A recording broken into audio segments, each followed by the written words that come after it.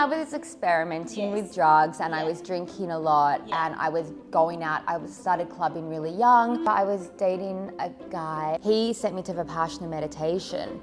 Yeah, he was like, "You're nuts." And he was like, "I love you, but I cannot handle you." And I was pretty much like, I don't want to follow what everyone else is doing. Vipassana is? It's basically like a silent meditation for, I want to say 10 or 12 days. I did this yoga class and I just remember this feeling after class of like, oh my gosh, like what have I found? Like this peace and this body connection. Yoga teaches you this discipline. So showing up every day and doing a really similar sequence, which if you're not really focused and embodied you can go a bit crazy in your head. And still now I know a lot of people that are like, oh, yoga's not for me, it's a bit boring. I'm like, well, it's actually like such an embodiment practice because you have to go so deep within and it's a meditation and you're perfecting the most like finite things. Welcome to Beautiful Inside by Beauticate. I'm Sigourney Cantelo. For over 20 years as a magazine beauty and health director and founder of Beauticate, I've shared stories about how to be beautiful on the outside. But recently, I've also been on my own journey to uncover what it means to be beautiful within. Inspired by my own experiences with mental health and healing, I'm meeting people who have remarkable stories to share. How have they come back from the brink of adversity and reclaimed their power? How do they continue to nurture their inner selves while creating space for joy, beauty and well-being? This season, I'm thrilled to introduce our Sacred Spaces series, proudly brought to you by King Living. In this series, I'll be talking to designers and creatives who've crafted their homes and spaces for optimum wellness, connection and happiness. In addition to our special focus on interiors this season, we will of course be doing our usual deep dive into the psychology and science of beauty and self-care to give you the tools to look and feel your best inside and out. Now, if you're listening to this podcast, a reminder that Beautiful Inside is a video podcast, so you can also subscribe to us on YouTube and watch us on Spotify video to see inside the inspiring homes and spaces of these amazing people. So join us for a season that's all about the beauty of our surroundings, but also how we cultivate it within ourselves. Welcome back to Beautiful Inside by Beauticate. I am so excited to share today's episode featuring the incredible Laura Mae Gibbs, the founder and creative force behind Nagnata, a Byron Bay based sustainable fashion brand that's truly shaking up the industry. So we did the interview in the Nagnata store bright and early in the morning before it opened, and their flagship store is just stunning. It feels more like an art gallery than a retail space. Laura Mae and the team worked closely with interior designers at the Pattern Studio to create this very dreamlike space. It's like a perfect reflection of her artistry and eco-conscious values. From the hand-carved timber pillars to the curvaceous forms inspired by global architecture, every inch of the store tells a story. It's a really serene space, but then the LED lighting can kick in. It can really transform it into a very vibrant and energetic space. So we both sat down wearing Nagnata designs, of course. I'm obsessed with the side snap track pants. They're so comfortable. And we chatted about her incredible journey from her rebellious years at school and how they gave way to a commitment to healing and self-care through yoga and bodywork. What really struck me was Laura Mae's beautiful vulnerability. It's something that we prize so highly on Beautiful Inside. She opened up about her struggles with her party years, but how she eventually found peace and strength in caring for her body. She's a big reader, she loves retreats, and she's deeply connected to ritual, which is something you can actually feel when you're around her. Her warmth and her authenticity shine through in everything she does, and it was such a privilege to be welcomed into her world. We also had a peek into her home where we could see her bathing rituals that she does, and yeah, I know you're going to love this chat as much as I did. And remember, if you enjoy it, please give us a rating in the Apple Store. It really helps us continue to spread the word and make this content for you. Beautiful Inside acknowledges the traditional custodians of the land that this podcast is recorded on, and we pay our respects to elders past, present and emerging. Well, here we are. This is the beautiful Laura, founder of Nagnata. And we're in your beautiful store in Byron Bay. Yes. So thank you for having us in here. Thank We're you. going to have a little look around your house soon as well. Yes.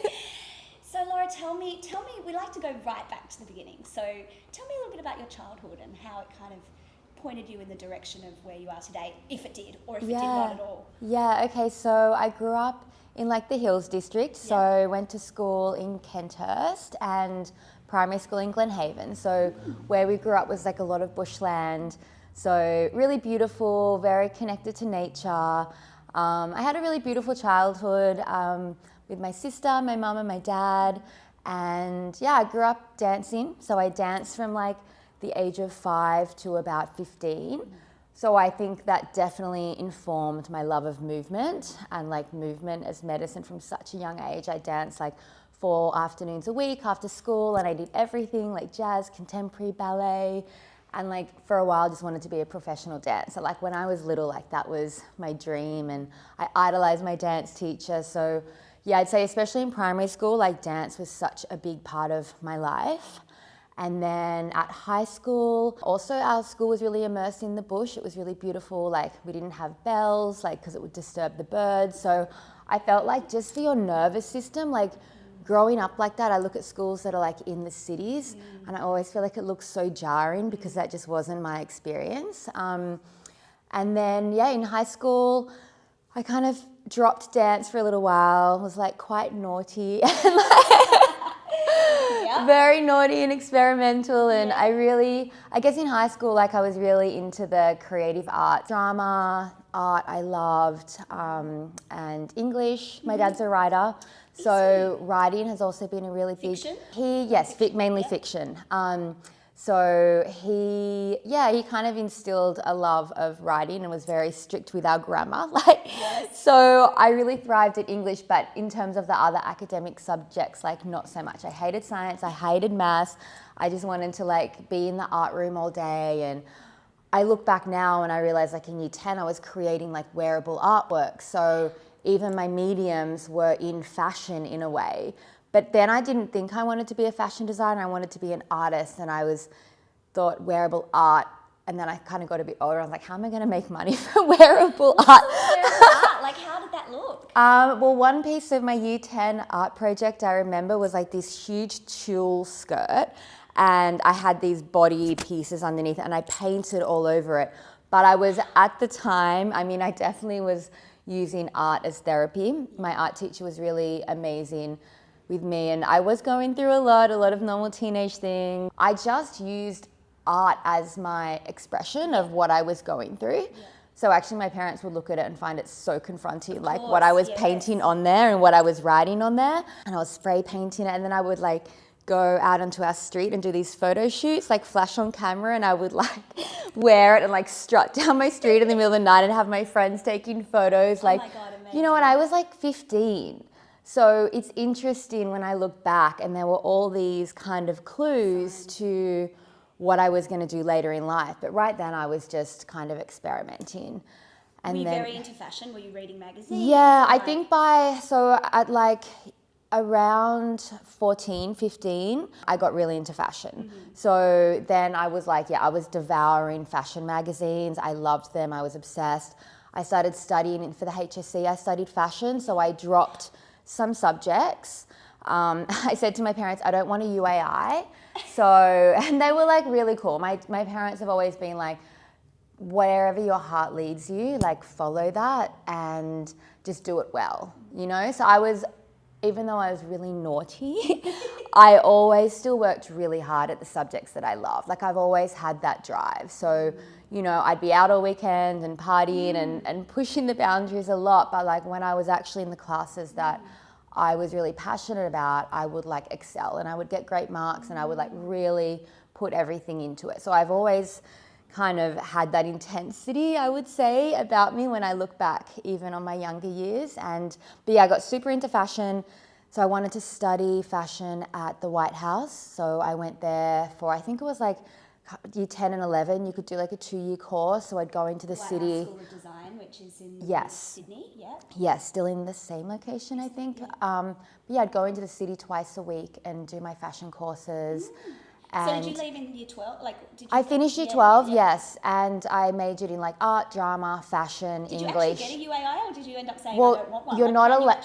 I wasn't allowed because the fashion course doesn't give you a UAI as a private college. Interesting. But I knew by that point, I was just always really eager to work. Like I felt like I knew I had this talent, and the idea of another 3 or 4 years at university to go and design, I just felt like I wanted to get into it. So that's brave. Like, that's quite brave at that age to go, I don't have to follow what everyone else is doing? I mean, I was pretty much like, I don't want to follow what everyone else is doing. If everyone was rebellious. If everyone was doing something, I was doing something else. I think I was like one of the only people in my grade not to get a UAI for sure.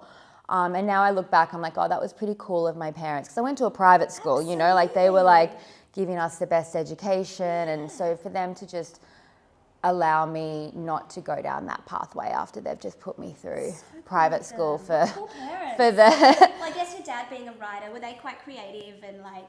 Yeah, my dad. Like alternative or just more like? Do you know what? They weren't.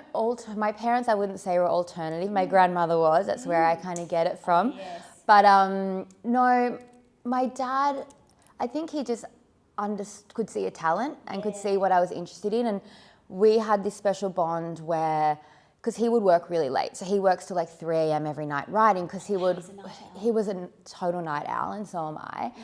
And well, I wasn't until I got pregnant, but I was such a night owl. And so we would work together really late. Like I'd go to school and I would have an art project that I want to work on, and I had kind of my own little art office room. So he would be in the office writing, and then I would be there working on whatever art project. So he taught me really young, like how to use all the design programs and how to collage and how to use the photo, whatever. I can't remember if he had Photoshop back then or not, but all of the design programs, because he also worked in advertising. So he'd do writing and then for advertising. Wow. Okay. So he taught me a lot of those skills that really helped me so I was quite savvy like digitally, or then I'd be painting and just up really late. And then I'd go to school the next morning.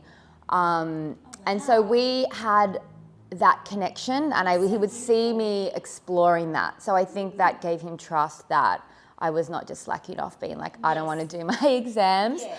And then the partying, were they trying to control you? Oh, yeah. Yeah, so you were probably locking horns about that too. I mean, it was like quite intense, to be honest. Like my mom she's like very much the heart of the home and very sweet and loving. And yeah, I think it was really hard for them. Like my mom kind of hated me for a few years. I'm like, I don't know, for me, I just was always, I hung out with like older people at school, and I was always seeking something, and I just wanted to taste everything. I wanted to experience I'm a very inquisitive person, and I don't have a lot of fear. Like looking back, I'm like, maybe I should have had a little more fear. But that's just my personality, and I don't regret any of it. It made for a very, intense relationship with my parents, to be honest. When mum was always like, you were so sweet until you got to high school. And then I just turned into like a nightmare for them, basically. And then I left school, and then I think in my early 20s, when I started, doing work on myself and finding yoga and going down a different path, our relationship definitely healed. But yeah, my dad he got very strict because he was trying to control me. And the stricter he got, the more I would rebel. And my mom was just trying to like keep the peace and make sure. It's a common refrain, isn't it, in a lot of families? Yeah, and make sure I was coming home safe and alive, and like it was all my own doing. But it did make for a very intense family dynamic at times. Do you think you have like trauma from those years and just like, the locking of the horns with your parents, or? I did, but I've worked through all of that. Like what I like is that I did everything young. So by the time I reached my early 20s, I remember I was dating a guy who I'm still friends with now, and we always laugh about it because he sent me to Vipassana meditation. Oh, wow. Yeah, he was like, you're nuts. Like, if you don't calm down, we are going to break up. And at that time I was like, oh, we're going to get married. We're going to have babies. He's like the love of my life. And he was like, I love you, but I cannot handle you. What did that look like? Was it just like emotionally like a bit up and down? Yeah, I mean, I was experimenting with drugs, and I was drinking a lot, and I was going out. Started clubbing really young. It was like, I guess going back to fashion, like when I was at school, I also started working like retail jobs at 16. So I was really like, I want to get into the workforce. So I work at Supre when I was like 15 or 16, which is hilarious. And then I remember I had my manager, Karamia, was this Hawaiian girl, and so she gave me her ID. So then I became best friends with the girls there. So we'd go clubbing all night in the city underage, and we'd come back, then we'd work our shifts at Supre. And then in our little slutty outfits. I'm like, oh my God, no wonder my parents were worried. Like, totally. Which nightclubs were you going to? Like home nightclub. Yeah. I was also really into raving.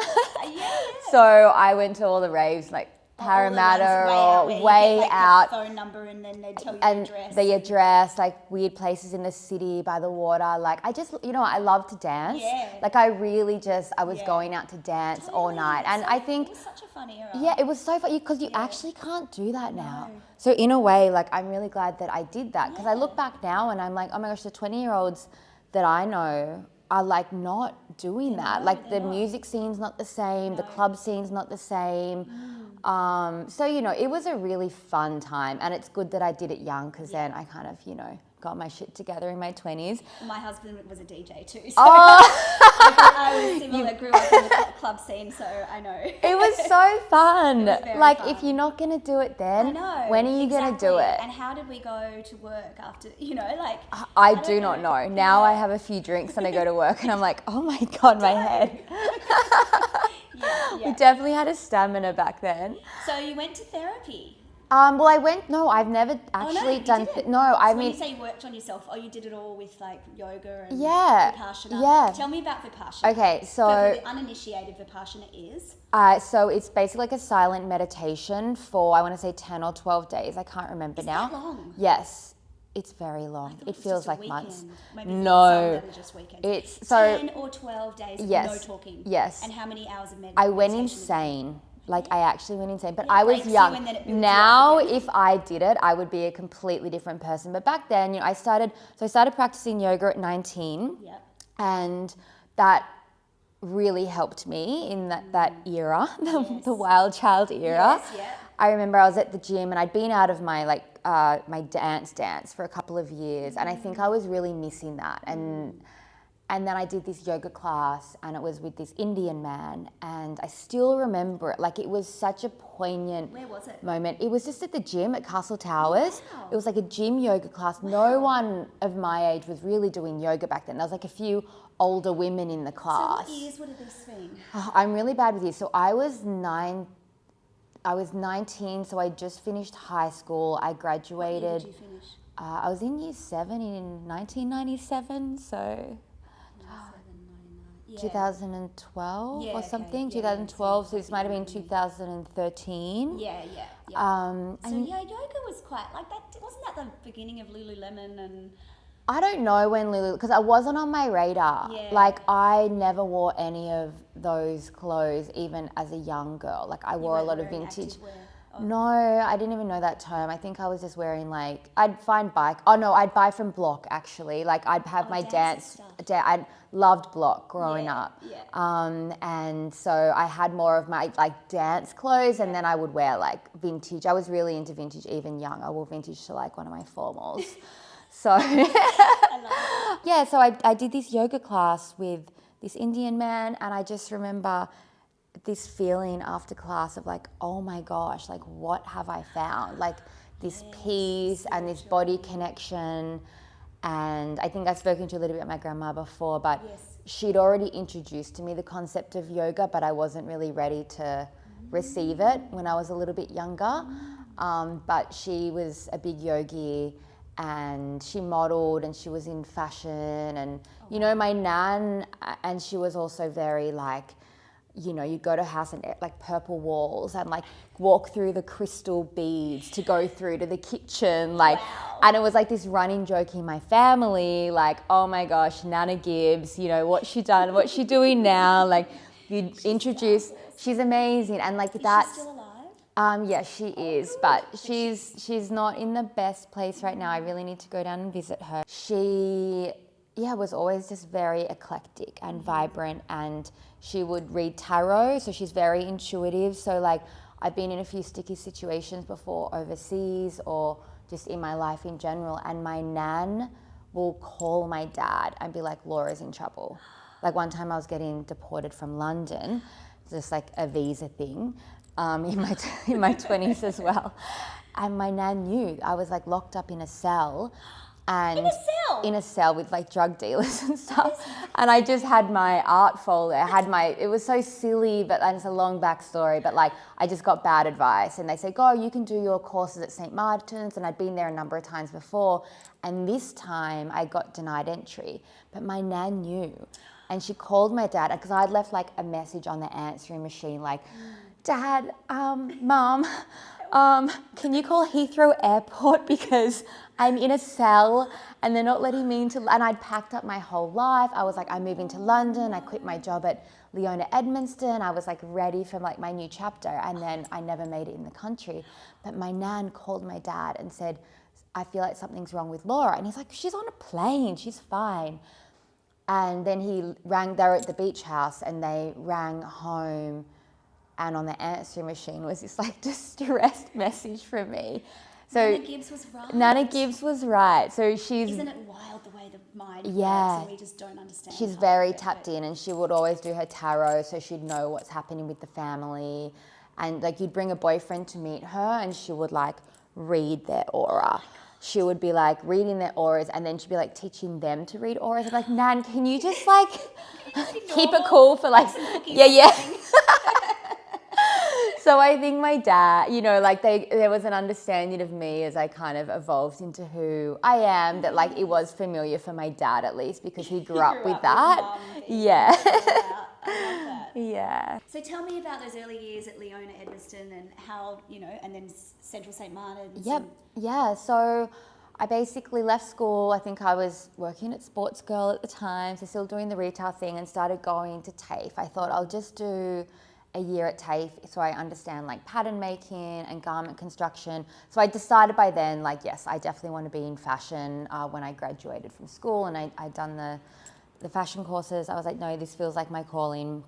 And so I, just went to TAFE New South Wales for a year, did the fundamentals. And after a year, I was like, that's enough for me. Like, I know what I need to know. And my dad I was always like, I struggled with pattern making. Like I could do it, but like I wasn't the best. And sewing, I could do it, but like I wasn't that girl that wanted to stay home all night and like sew everything. You know, I had to sew my own collection and pattern make my own collection. But I always had like, I was very visionary. So I could always see the collection, and I could see the show, and I could see the photo shoots. And like my parents did help me realize quite young. And I always remember my dad saying like, you don't have to be good at everything in the design room. Like there's teams. And I was like, oh yeah, okay, cool. So Great that he had that so one day, knowledge. there can be a team. Like I don't have to, like obviously you want to have an understanding of it, but I'd be beating myself up because I like never really liked maths. And so like pattern making is like a lot of maths. And so I did a year, and I had my graduate collection, and I thought I'm just going to apply for some jobs because I want to earn some money, and I'm ready. You know, I'm like 19, I'm like ready for the world. Yeah, I was like, I've had enough of study. And it was when there were jobs in the paper. And I didn't even know who Leona Edmonston was, because she was a little bit more like back in, I think the 80s, early 90s with Morrissey. She was like the coolest. Like Morrissey Edmonston was like a vibe. I remember. You would remember, like super cool. And then I think I had a dress from there. I think my formal dress. Oh my gosh. Yeah. So cool. They were like so iconic, and then they peeled off and did their own thing. So anyway, I didn't know who she was, and I just went for the job interview. So she had her own brand by then, and I got the job. Don't know how, but I got it. Amazing. And I started ground up. I worked in production for her. So that was when we were making everything in Sydney. So I'd drive around Kippax Street, I'd go to Greenfields, I'd get the buttons and the zips and everything you needed to construct, and I'd drop it to the maker. I'd go pick up the rolls of fabric, then I'd take, and I think I like literally crashed their car like multiple times because like I just got my license and I'm driving this huge car like around Sydney. Like a van or something. Yeah. And I'd have to be like, sorry, I dinged the car in like Surrey Hills. Like, I know, well, they're tiny streets. Like they're tiny streets. It's like very busy, and I'm like, trade or like, Surrey Hills. yeah, like lots of one-way streets. Exactly, reverse parking in like it's a one-way street. with all these clothes. And so, and I was with her for maybe 3.5 years, and I still continued some study on the side. I was also studying acting. I was still dabbling. I was really into still my acting and performing. So I was going to acting school of the night times and fashion in the day. Did a little bit of modeling. So I was like, like, can I just go to this casting? Like, I can't believe they let me just do all of this. Now I'd be like, guys, no, you. No, sorry, I'm not going to casting. So, but I like to just have my finger in a few pots, and it all taught me different aspects of the industry. I think when I look back now, like I would cry half the time in production because it's like the hardest job in fashion. Like as soon as I was able to afford a production manager for myself, I was so happy because it's really just problem solving all the time. Like but I knew how to do it, which has helped me with my job now, or my brand now, with my sister, because at the start I was doing all of the production. You're doing literally everything. So anyway, production, and then she gave me an assistant designer role, and then we were kind of shifting everything from Sydney to China. So then I started going to China at like 2021. So then I was getting initiated into the offshore market, and I was having to go and hand over collections and work with technicians. What a great introduction into everything. Yeah, and it's amazing when I think back. I still remember my first like solo trip to Hong Kong, and because they had generally the offices are in Hong Kong and the factories are in China. So I remember my first trip in Hong Kong, and I was like in this hotel by myself, and like I bought myself a Chanel ring because I was like, girl, you've made it. Like I just found it the other day cleaning up like this big onyx rock, and it's all smashed up because I'd wear it out everywhere and like.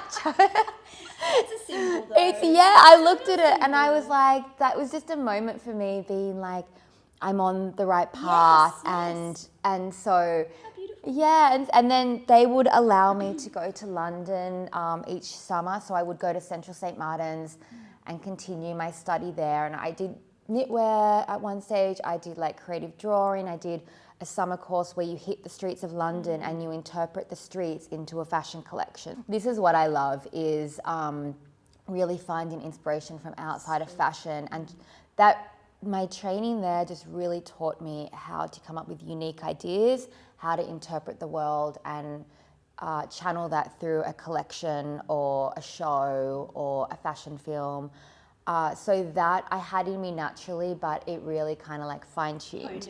And I think when you look at all of the incredible designers that come out of there, like Alexander McQueen and Stella McCartney and so on, it's like you can see that uniqueness that the school really kind of helps create. So that was Leona, and then went on to do a whole lot of other So talk me through the next stage. So once you did Central St. Martin, what was...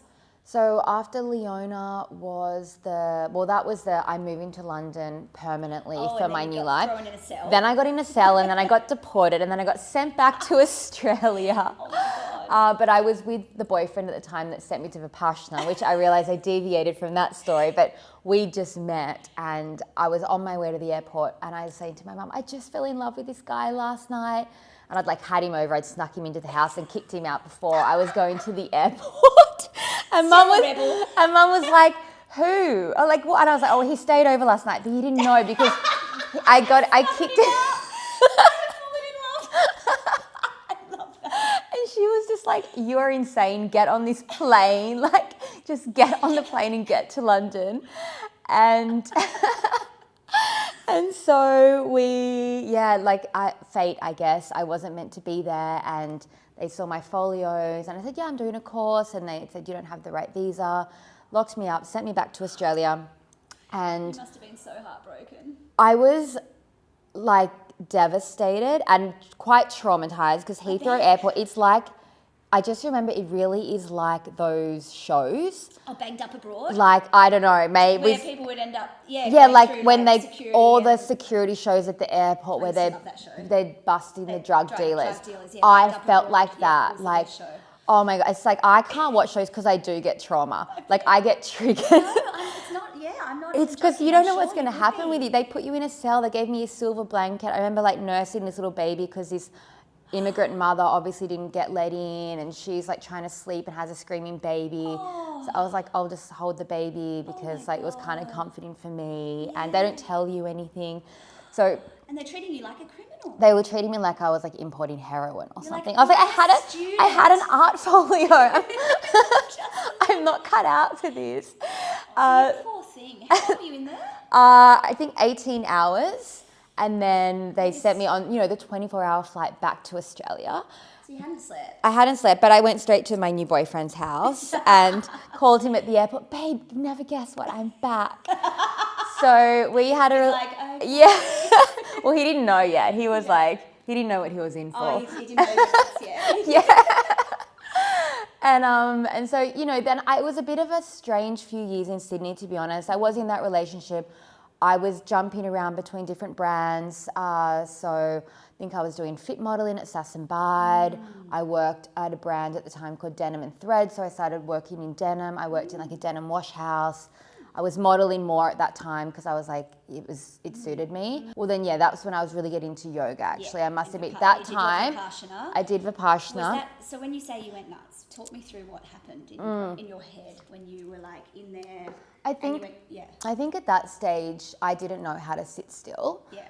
And that was a big part of all of my rebellion and experimentation was like I couldn't truly sit with myself. And like so many of us. And that was my learning through that era was to be okay with myself, to like love myself, to understand myself. I don't think I understood like who I was, my tendencies, what makes me me. So it was like any reaction or desire I had, I just followed. Yeah. I guess it's just a maturing, right? But yoga, I had been practicing a lot of yoga in that time. And I think yoga teaches you this discipline. So showing up every day and doing a really similar sequence, which if you're not really focused and embodied can be really, you can go a bit crazy in your head, like I want to get out of the room or I'm bored or why am I doing this, depending on your mood. Talking? And still now I know a lot of people that are like, oh, yoga's not for me, it's a bit boring. I'm like, well, it's actually like such an embodiment practice because you have to go so deep within and it's a meditation and you're perfecting the most like finite things with alignment, with breath, with bandha. And it just opened this whole world. And then I started reading lots of Eastern philosophy. And reading that was just like an education. I think texts that you really helped. There are so many. I mean, when I take you through my home, you'll see I've just got all the classic yoga texts, and I have a pretty bad memory, so I can't recite them all properly, but I can show you. I brought one, Kali Rising, but I read that a little bit later. I read that at 27 in Mexico, but there's a reason I brought that book. That's more like tantric yoga, which is where I kind of went to on my yoga journey. But look, I think yoga was just helping heal me, really, and as a self-expression. And then he was like, okay, great, well, you're doing yoga, but are you meditating? And I was like, oh, no. He was a real meditator. Okay. And I was like, oh no, that's not like sitting there, how boring, no. And so he just was like, I really think you need to go and do Vipassana. And he somehow convinced me, because he had a house in the Blue Mountains and Vipassana's in the Blue Mountains. Yes. And is it the same place that still does it? Maybe. Look, babe, I've never been back. It's like PTSD. More trauma. Yeah, 100%. But I also don't think Vipassana's for everybody. Like, again, it's like for me, I do enjoy a movement meditation. I do enjoy Kundalini yoga, mantras. Did it work? Did it break you and then build you back? I think it just broke me. But if I look back on my journals, so I tried to leave multiple times. While you were there? Yes. And they wouldn't let you? No, you're not allowed to leave. So what happened was he said, I'm going to come with you. I'll support you in this. And so we went to go together and they're like, oh no, you're not allowed to go as a couple. Like you have to, and he was like, she needs to go more than me, and basically just threw me in there. And I was like, don't leave me. And he had a house, he had a family house in the Blue Mountains. He's like, I'll just go at the family house. I'm just down the road. So the whole time I knew he was just down the road. And it was just a lot of sitting and meditating. You can't talk, you can't look at anyone. I'd get in trouble for walking too fast around the property. So I was like, it was beautiful bushland and like beautiful nature. And I was like, I'll just take a little bush walk. And they would come get me in trouble because I had a pace because I was trying to get rid of, I just had so much energy. But what it showed me, what I did get out of it, I remember, was just, how I actually did not know how to sit with myself. I did not know how to sit in silence. I could not face so much of my life before that. And so it was a beautiful wake up. They didn't let me leave. I think I lost like 4 kilos in there because I was so stressed out. And I was already really small, 10 or 12. Yeah. So it was really challenging, but pretty brutal. It's really brutal. I mean, I've got friends that go and do it now and just love it, and they're like, have the easiest time. And I'm like, I think I would still probably find it challenging now. I'd be a lot better, but I think the connection is what we crave, right? You Yeah. know, and especially knowing why other people are there, and it would be so frustrating seeing all these people and not being able to talk to them. Yeah. I remember there's one girl that I'm still friends with now. Do you get to talk on the last day or something? On the last day, yeah, we were kind of smiling at each other and winking, and she done it. So I was like, why does she look so calm? Why does everyone look so calm? And we're in the similar social circles and stuff, and she's also in fashion, and something about her was like quite calming, and anyway, we ended up being friends. So yeah, there was lots of great experiences from it, and it was one form of, I've done silent retreats since, and I actually love silent retreats, but what I have learned for me is I need to be able to write or process, because no, you can't write. So there's no form of expression. So speaking, writing, movement, you can't even do yoga, anything. So for me, that has so much energy. I need to move that energy through my body. So I've since gone on like silent retreats where you're still doing yoga, or journaling is such an important part of it. And I loved it. I thrived. Do you have any favourite retreats or places that you'd like to go? Yeah, so I went to, I'd say the most like life-changing one was in Mexico. I went to a place in, what was it called? In I have to remember the name. It was it was a moon retreat on Lake Atitlan. Sorry, it's coming back. I was 27, so I have to remember. Lake Atitlan and La Pyramids. I got there. Okay. So La Pyramids, and I went there for a month, and you basically live in little pyramids. So I quit fashion at this point. So I'm fast forwarding a little bit, but I had a moment out of fashion, and I said, I'm done. I'm burnt out. I was 27, and I was traveling all the time. I was working at Insight for like 4 years, and it was amazing and fun, and we're traveling and creative and the best people, and I loved it. But things started to shift near the end when they were about to sell, and I just was really exhausted and burnt out, and all my yoga studies were calling me, and so I went on retreat to Mexico, and I was in Mexico on and off for a year. But yeah, we stayed in these pyramids, and we learned all kind of esoteric studies. So I was learning, I went really deep in yoga. I was learning about tarot. You're meditating every day. With this really beautiful community of people. Like, I went there knowing no one. And actually, it's where I sketched. It's like that era was where I first sketched the first Nagnata collection in these pyramids. And this is all in silence. So for me, it's like silence is so important. Alone time is so important. I really am a huge advocate of retreats. And it was back in the day before Instagram. So you weren't Instagramming like, I'm on retreat in the pyramid. Oh, wow. So what I actually got out of that by being present was the foundations of the brand now, was the collection. Did you have the name yet? I went to then another retreat after, and that's where I came up with the name. So I kind of came up with the concept at this retreat, and because that was more about finding my purpose. What was back then, and is it the same concept now? Has it evolved? It's very similar. The roots are there, but it's evolved into like more of obviously a fully fledged business plan. There it was more like the essence and the pillars. So, I'd worked in fashion until 27 at this point, and then I had, gone to New York. I'd gone to Paris. I worked at Insight. I did some work at Subi. I'd been dancing around the scene for a while. All really great experiences, great mentors, but I was like, okay, I either want to work in America or do my own thing. And I was undecided. I was spending time in New York. There are a few job offers on the table. And I thought, I'm going I'm going to go to Mexico. I'm going to have some time for myself to like make a decision because there was just too much noise. You know, I think it's like scary to go. It's so scary to say, I'm not going to take this job offer.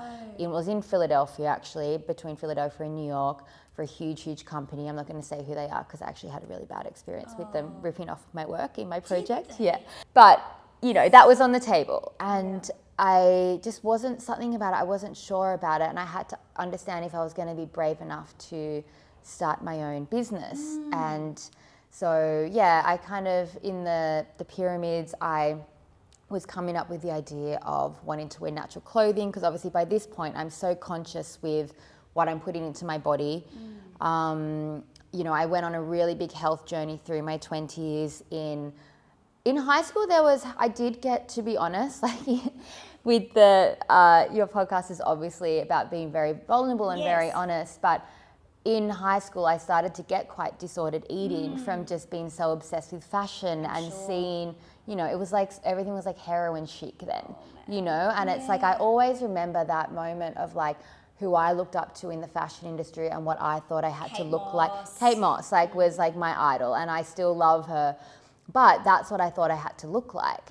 And so even really quite young, I started, it was never calorie counting, but like I wouldn't eat anything processed.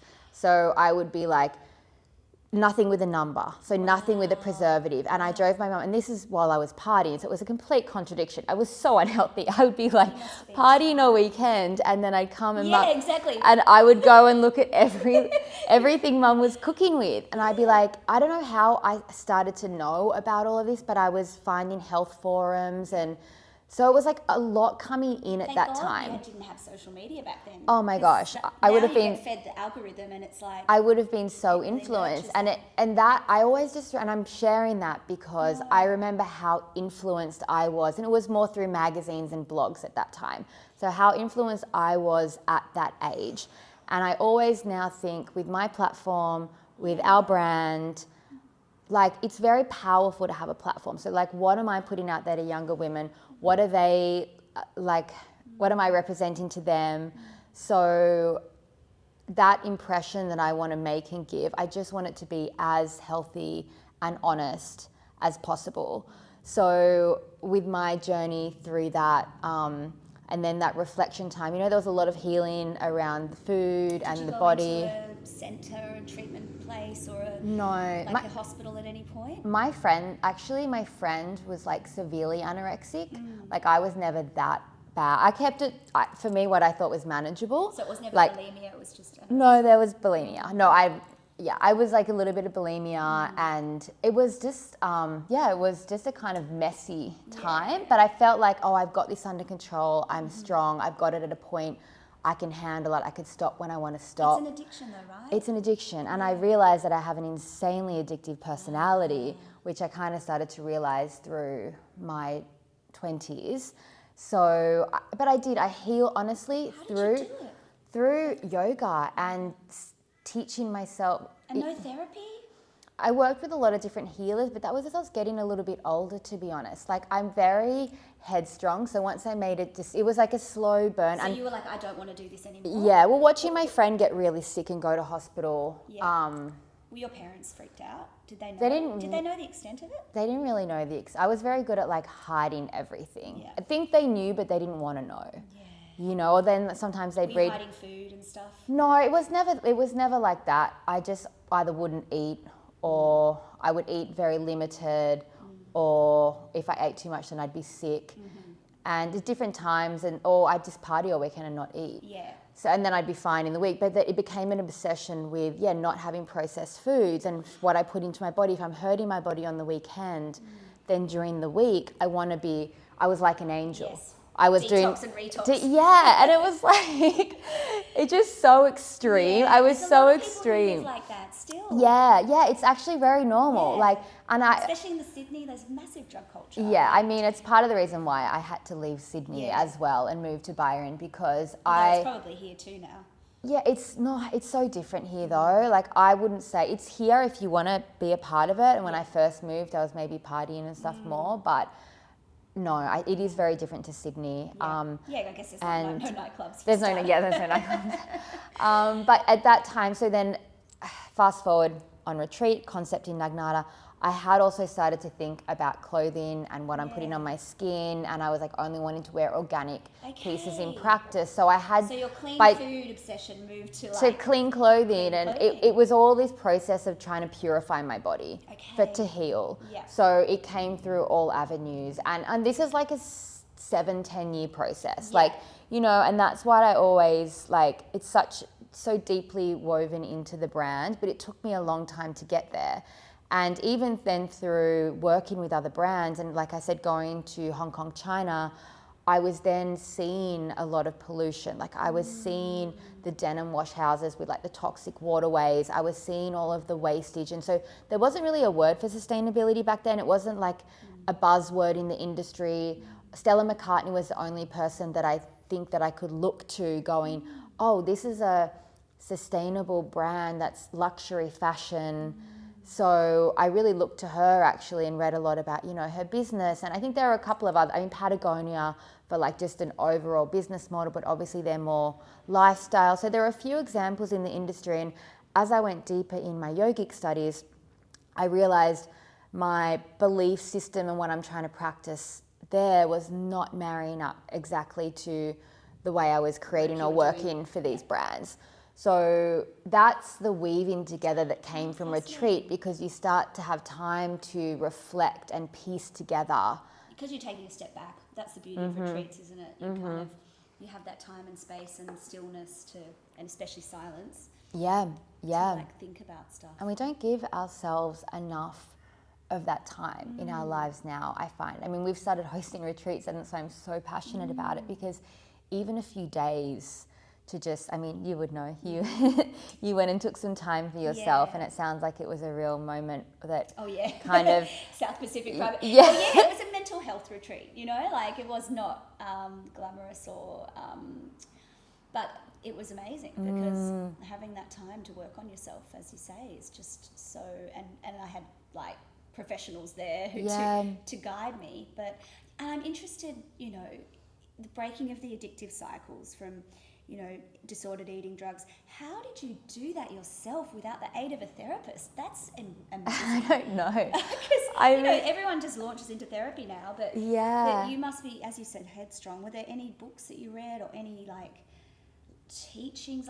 Did you just decide one day you wanted to stop, or was it a gradual thing? You're like, I'm trashing my body, I need to stop. It was gradual, because after a while you don't feel good. Enough hangovers, enough come downs, enough tumultuous relationships and breakups and dramas.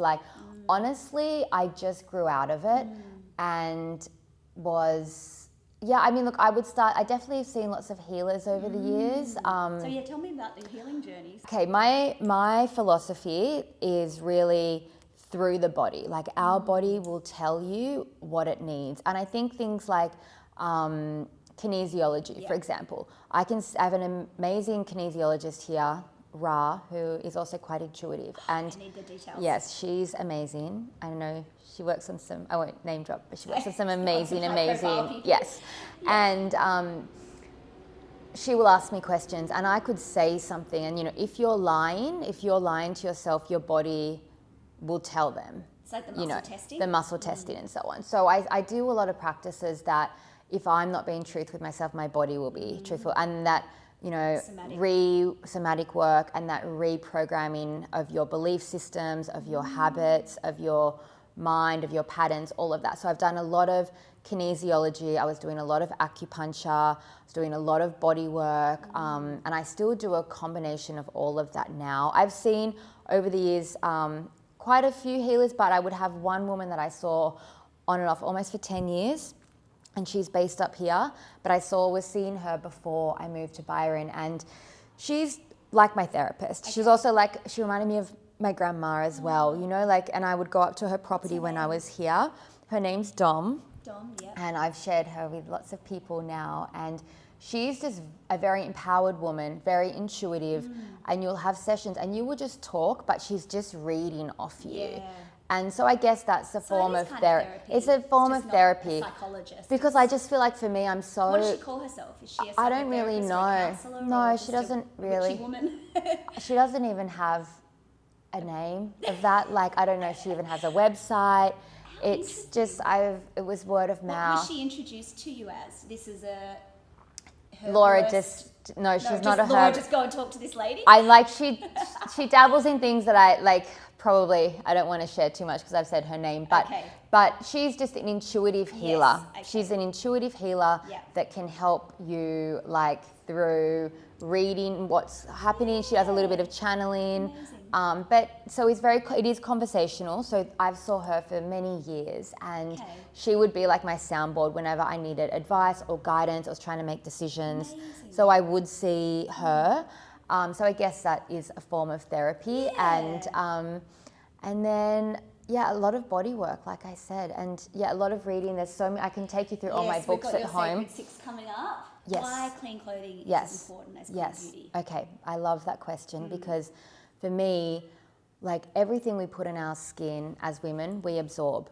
So, or as anyone, men, we all absorb with dermal absorption onto our skin. So obviously there's been this big movement with what we're eating is super important, what we're putting on our skin with beauty products, but people were not thinking as much about what we put on our bodies. So especially when we're in practices like, yoga or sweating, high impact, our pores are really open. So if we're wearing synthetic clothing, which like 99% of activewear, movement wear, sportswear is made of synthetic fibers. Synthetic fibers are from petrochemicals. So essentially petrol oil is what our clothing is made of, and you're putting that on your skin. Like for me, even without knowing all the scientific details behind it at 27, it just did not make sense to me. And then I was looking for organic cottons, and there was like some jerseys, but they didn't really have like a great compression or anything, and they didn't look chic. Like I was a fashion girl. I was like, I want to look chic. I want to like have my wardrobe that I can transition throughout the day.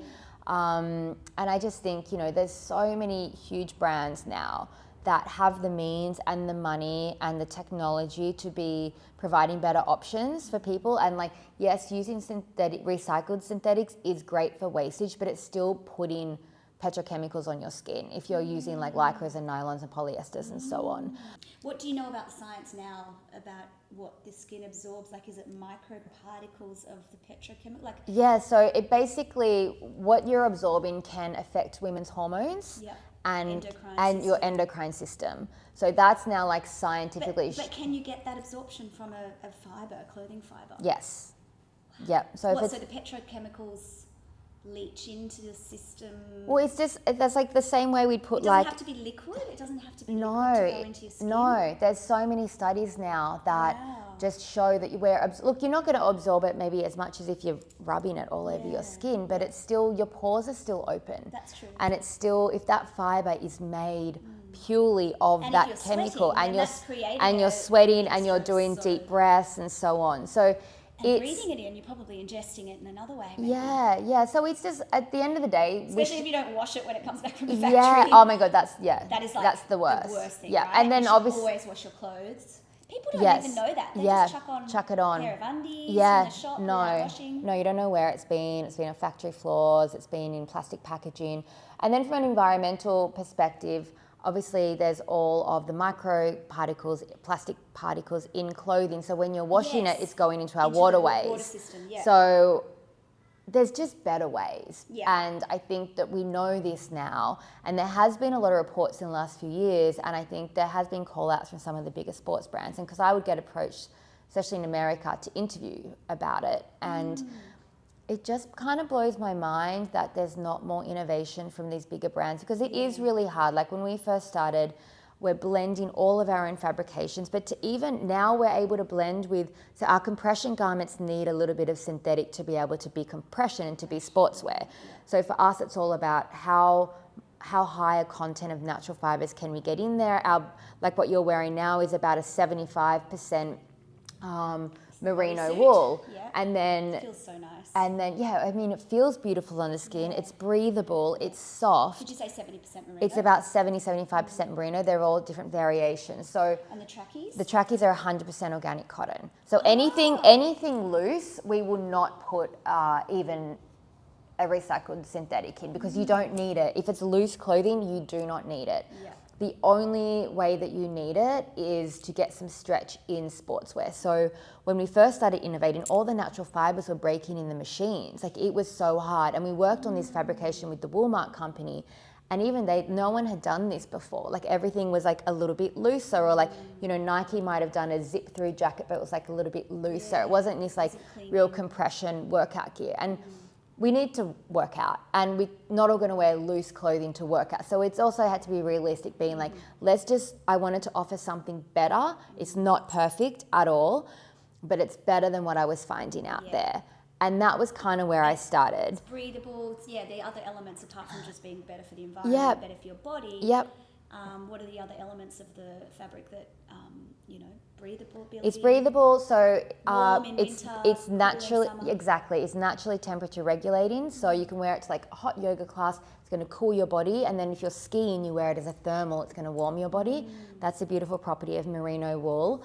Did you, from the very start, it was always merino, wasn't it? No, we started with cotton. So really? I started with organic cotton, and we did like these sweaters that I'm wearing. We did early iterations of that. We did the little yoni shorts. We did the color block bralettes. So they were 85. What year did you start? I think 2015 we launched the collection to the market. But in those years between Mexico and launching the fashion, I was in India working on like artisanal lines. So I thought I was going to produce the line in India. Obviously I was drawn there a lot for yoga, and it was my dream to just create my brand in India so I could spend lots of time there. Also, the word Nagnata is derived from the Indian Sanskrit language. So it's naked, is that right? Yeah, it loosely means nakedness. It has quite a few meanings in Sanskrit, so I always say like loosely derived from, but yeah, nakedness is one of the meanings. And for me, it was really wanting to embody the idea of purity, purity of fiber, authenticity. I was at a place where I was trying to be more authentic within myself. And, there's that thing in fashion as well where it's like, it's all about image, and is your brand cool, and what's the latest trend, and that was exhausting. Absolutely. Like, I found the constant trends and having to keep in that cycle. And, I was designing, before I had that break, I was designing 5 fashion collections, 2 resort wear, 2 denim, a swim collection a year. No wonder you wanted to get out of fashion. And yeah, I was just like, it was. What were you going to do, when you thought you were going to get out of fashion? I was like, maybe I'll be a yoga teacher. Like, maybe I'll open a retreat center. But I quickly realized that. I think actually my healer also told me, she's like, you are too creative to be a yoga teacher. Yeah. You can't do the same thing every day, every week. You can't even do the same thing for like a week. So I quickly realized that wasn't going to happen, and that this is just a passion of mine, that if I'm able to integrate, after the Mexico pyramids, I went and studied tantric yoga and at Agama, and there I got introduced to the concept of tantric yoga. Yes. And I think is that the same as tantric sex? Tantric sex is an element of, it's all energy, it's connection, it's something that I think also a lot of people don't realize, and really helped me with yoga get more like engaged, is every pose we do in yoga is creating a particular energy circuit through our bodies.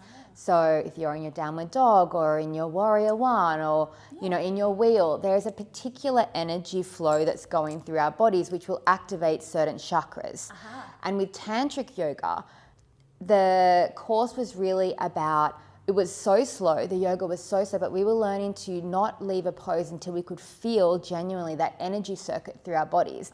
And then we would also like track, how did I feel after this pose? What chakra did that activate? Am I feeling vulnerable in my expression because I activated my throat chakra? Is it, my Manipuri chakra? So I was so intrigued because it just deepened my yoga practice. I wasn't really there for like the partner swapping and the sex side and all of that. I bet you met some characters there. There were some proposals put my way. And I think afterwards they got, I was like, can I just draw my fashion collection and come up with my concept? I was like on a little cliff in Mazunte, like there by myself on, it was... Where's Mazunte?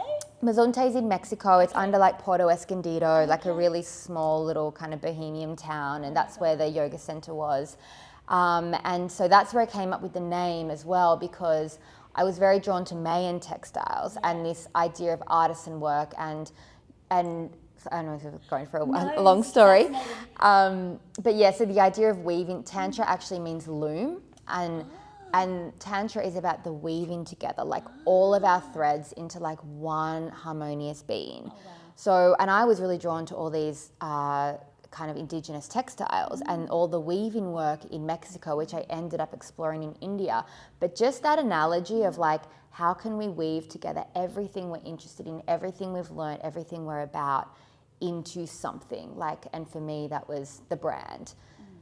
That's beautiful. I love it. I love how there's like full circle moment, and now you've got these beautiful like woven fabrics. Like, yeah. It's really... I mean, I think we can all apply it though, right? Yes. I just think that like lots of young people will ask me like, how did you get here? And like, just want to jump in so quickly. And it's like, jump in, but just trust that like every job you're doing or every path that you're going down, even if it seems completely unrelated, there's this point in your life where you have this choice to go like, how can I take all of that? Like, what is it that draws me to all of these practices or interests? And like, and that can become your business or your passion project or whatever it is. That's right. You've got to have a passion behind it. Yeah, it's too much hard work. Otherwise, you won't last. This is true. Oh my God.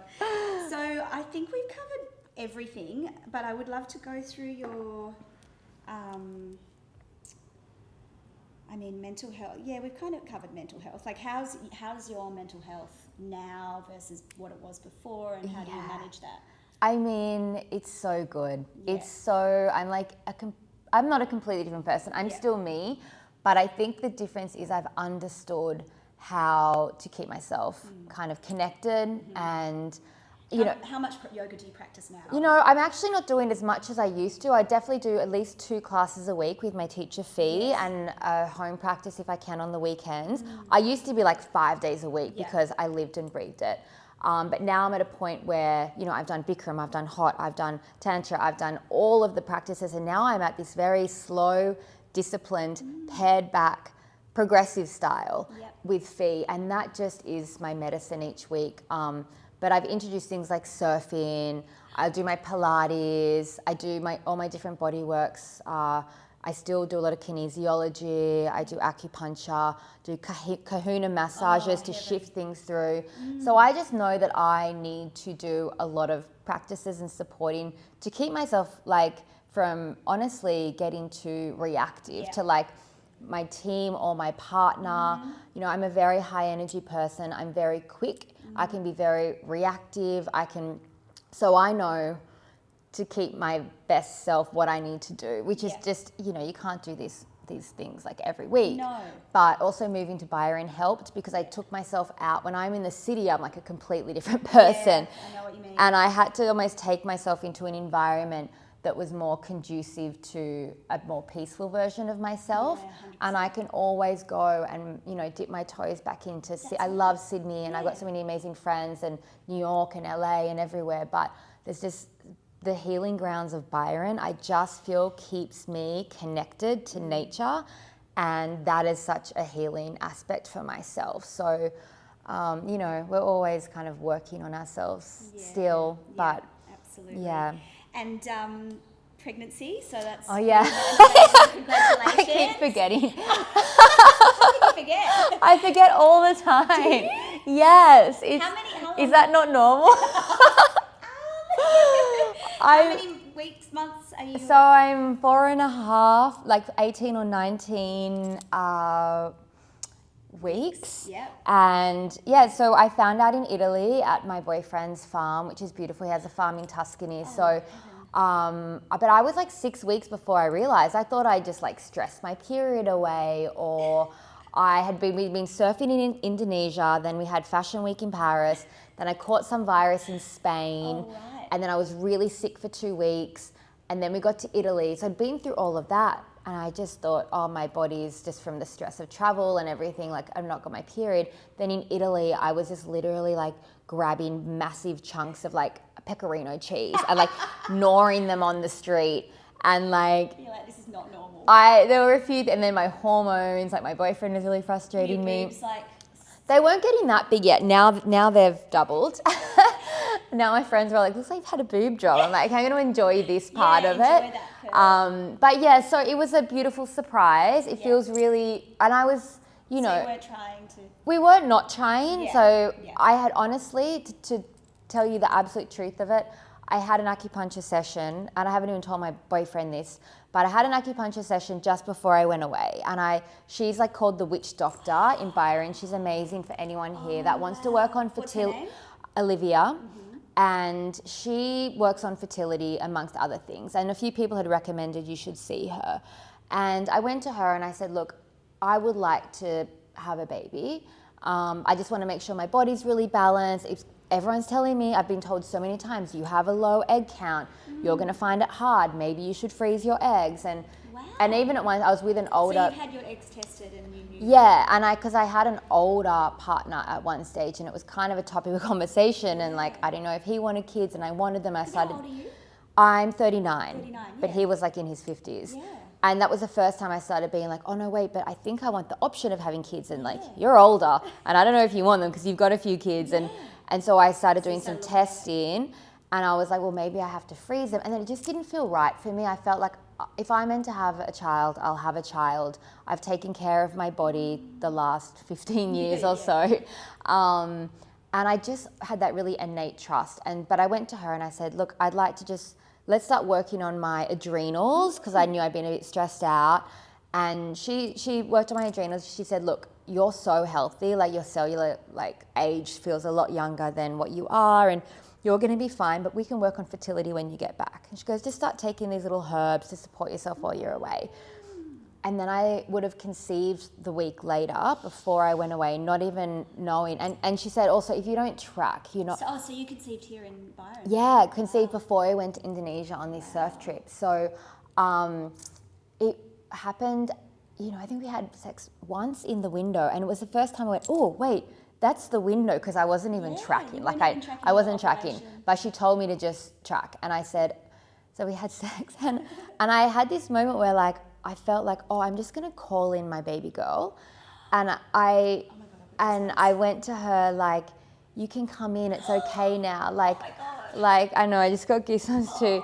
And I was like, Is it a girl? Have you found yeah, out? it's a girl. And I knew it was a girl. I spoke to her like it was a girl before I'd even had her. And I said I'm ready now. It's like a safe space. Just called her in, and then I forgot about it. And then that was that. I didn't tell Filippo, because he would have been like, what are you doing, baby? And You're in the bathroom going, yeah.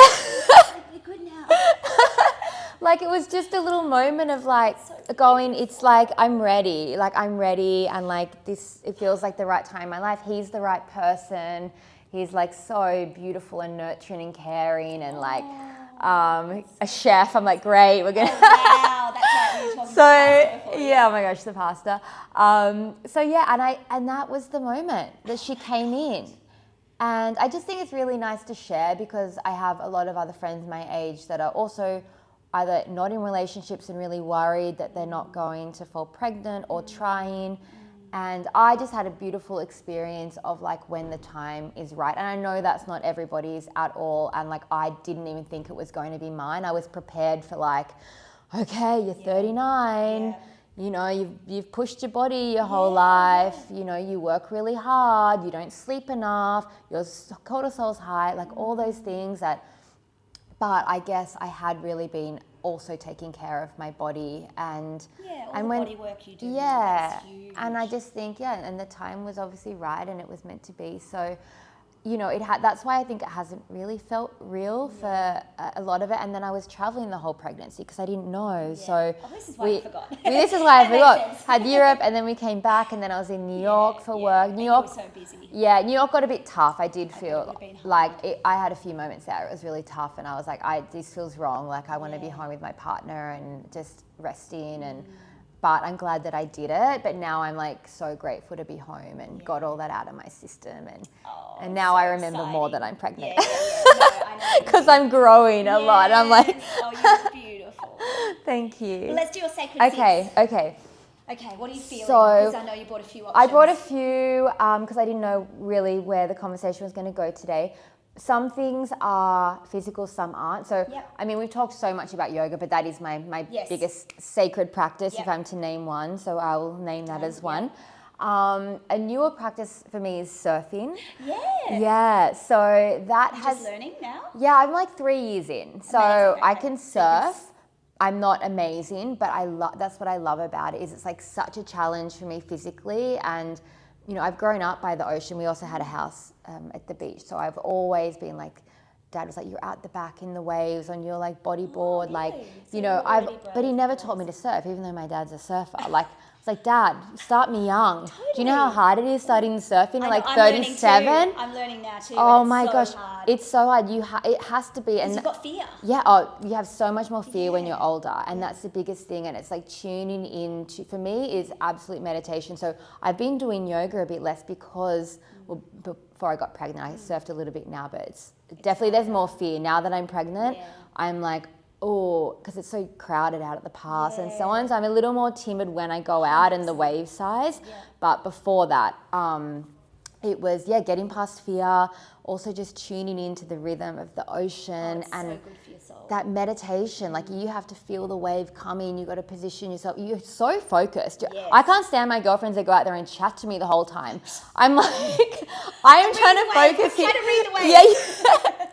So that's been a new practice of mine for this next era of my life. And I'm like, I can't wait to have a little baby girl and like teach her to surf. My boyfriend's a surfer. So like that's been our thing together, really. Like, when we have time together is just to go surfing. And he pushes me, he yells at me and all my friends because he's Italian. It's like, he's like tough love. So my friends love it. He yells at all of them. Like, people in the surf, I'm like, sorry, it's my boyfriend. What does he say? Get back on. Baby, be like a warrior. Be like a warrior. Or like, powerful, you know, like, or if I'm in the wrong position, he's like, what are you doing there? You're never going to get the wave, you know, like. That's good. It's good. It works. It definitely Gets works. you on the wave. So surfing would be one.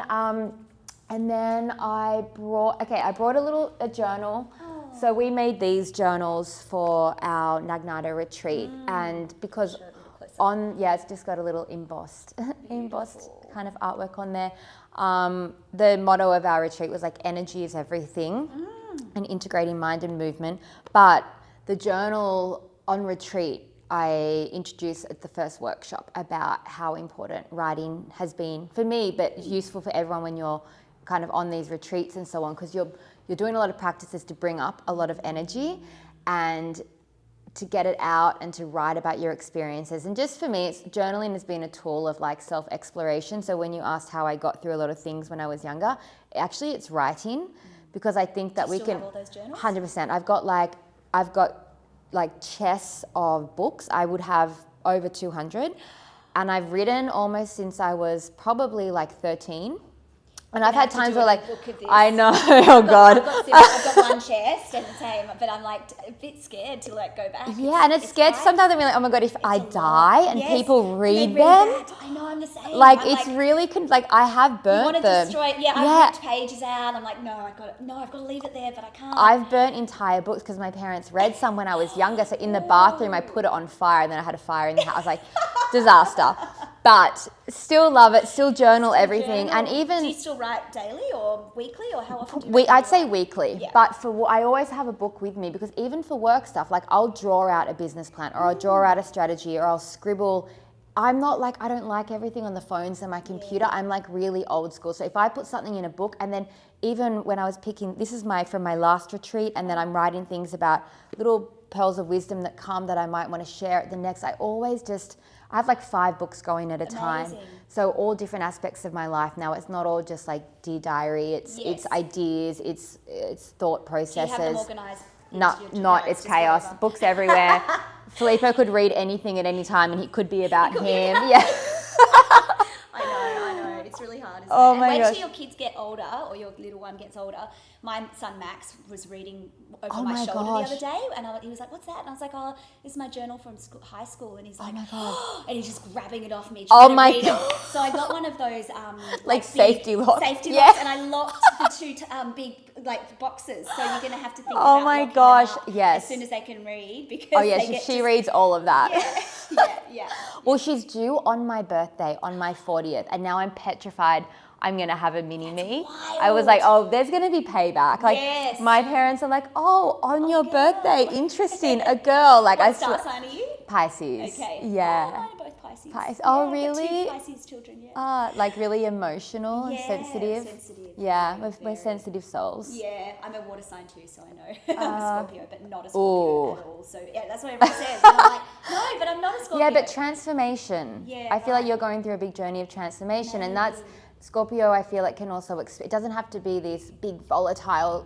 It can be gradual, and it's like, yeah, it is about transformation a lot. I don't know. I know a little bit about astrology, Yeah, sounds but like it. that is a Scorpio. You can have these two sides, and you're growing into it, and yeah. Okay, good.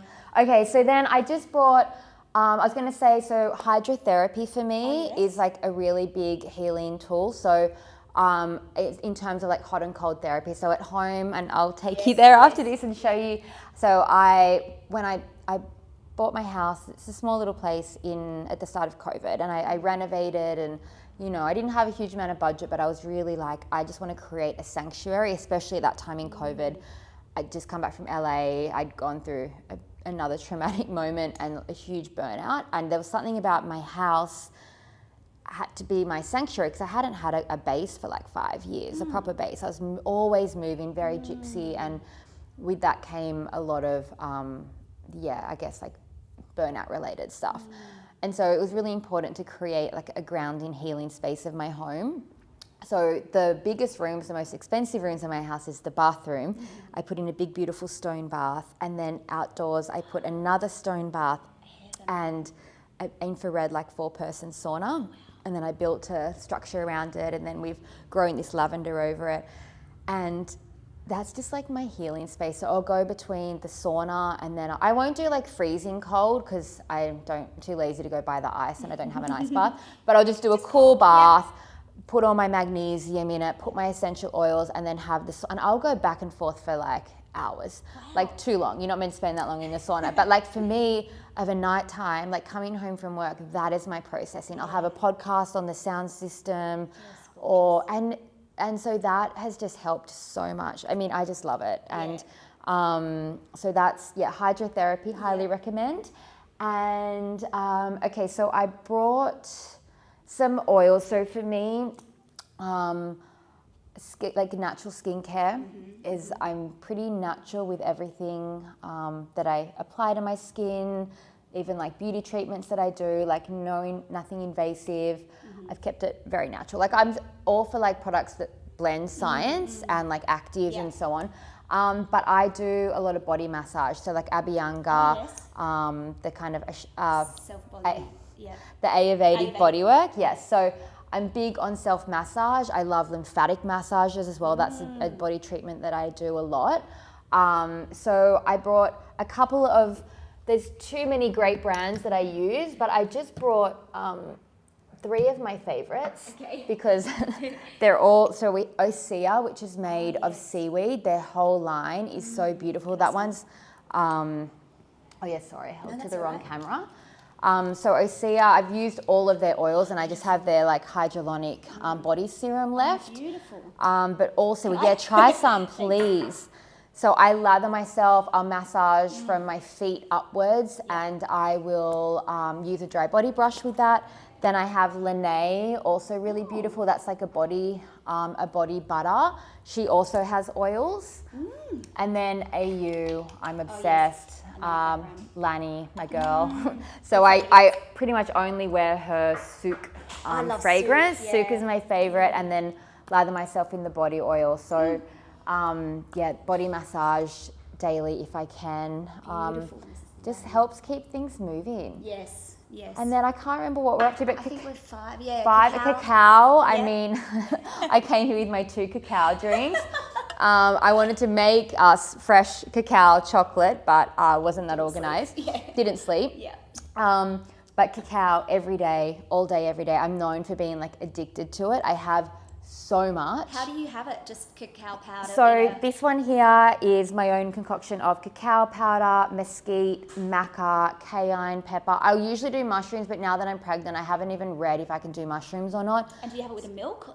And I make my own almond milk. Oh, God, so again, like if I can avoid, I don't even have almond milk from the cartons. Processed. Because they have, even if they say So you don't have any dairy? I have dairy. No, I've gone back. I've been with my Italian boyfriend, has been very healthy in the sense that he's helped introduce a lot of foods back into my diet that maybe I was a bit restrictive on before. So I've learned to like really love cheese again. Great. Little bits of chicken because I was pretty much pescatarian. And I don't like anything cows, but I will have sheeps and goats, like goat's feta and kind of So some apart sheep. from the pecorino moment in Italy. Pecorino, but that's Oh, is that pecorino, sheep's sheeps or Oh, goats. okay. Yeah, so it would always be. I can't eat a cow's. It makes me feel sick because I just haven't had dairy for so long. Yeah. So yeah, cacao is like my coffee, and then I'll have chocolate of cacao all day. I'll make some. Or my girl Emika Loco Love, because her factory is next to mine. I'm like there every day going like, Laura, you are so addicted, stop. But it gives you energy, right? So you don't drink coffee? No coffee. I've never drunk coffee. Oh. Yeah, I would have, like if I had coffee back then, I would have been nuts. Like I think I tried a coffee once or twice and I was like off the charts. So I'm glad that I never got into it because I would definitely be addicted now. Yeah. So I just find cacao, it's a hard opener. It gives you a little bit of stimulation, but it doesn't spike you. And as long as There's no sweeteners that you use? I didn't put sweetener in that today actually, but because I was in a rush. Oh, I put flaxseed oil because then I get my omegas. And is that sweet? No, it's nutty. Oh, but with all mesquite's a bit sweet. Sorry, that's why it tastes okay. But I will put maple syrup in it when I remember. I just actually forgot today because I was running out the door. Amazing. Yeah. Oh, well, that's beautiful. Well, thank you so much. It's Thank been so good you. talking to you. There's so many nuggets of wisdom, and I want to try all the body therapy Yeah. now. I'm like, I need to do a lot more acupuncture and kinesiology after talking to you, because you just embody this lovely piece. And and I think lymphatic for women as well. Yeah. I didn't talk enough about it, but that's something that I didn't used to get much of when I was younger, and I found as I've got older, in New York I go to Ricari Studios, and in LA I go to Detox by Rebecca, and then here like my biggest beauty thing, like I don't do Botox, I've done no injectables, nothing ever, like nothing on my face. But I will do like lymphatic massaging and stuff. So that for me, I find. Where do you go here for your lymphatic stuff? Well, I go to Sante for my body. She has the machine. But actually, my friend Amy from Loon Therapy does buccal massage. I so love buccal. that's Inside the mouth. Inside the mouth. That is my biggest thing. Oh, actually, and there's one more thing I wanted to share, which is Zen Facial in Sydney. Have you heard of Fumi? Fumi, I've had a facial with Fumi. She's amazing. She's amazing. Yeah. So Fumi always talks about how beauty is like, it is wellness. She's not a beauty therapist. She's actually like a preventative medicine, like that's her background, preventative medicine. And so the way she works on your sacrum and your spine and then she'll make her way up to your face. And she just allows your face to come out by working on your body and your meridian system and your a little bits of alignment and acupressure. And to be honest, don't even know what she does in terms of her modalities, but she's got a lot of Chinese medicine behind her. And she makes me, like this one's for the baby now called Lullaby Baby. So she'll do like a beautiful...